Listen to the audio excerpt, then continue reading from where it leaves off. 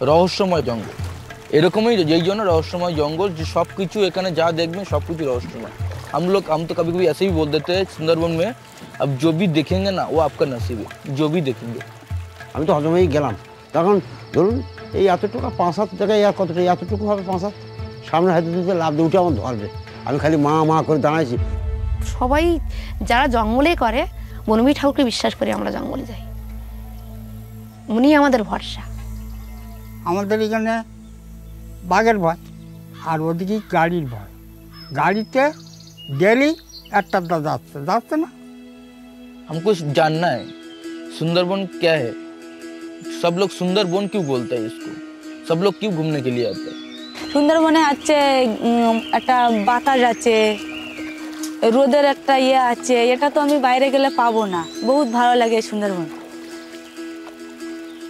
এটা কিন্তু প্রকৃতির দান, আমরা কিন্তু ওখানে রোপণ করতে যাই, বুঝতে পেরেছি।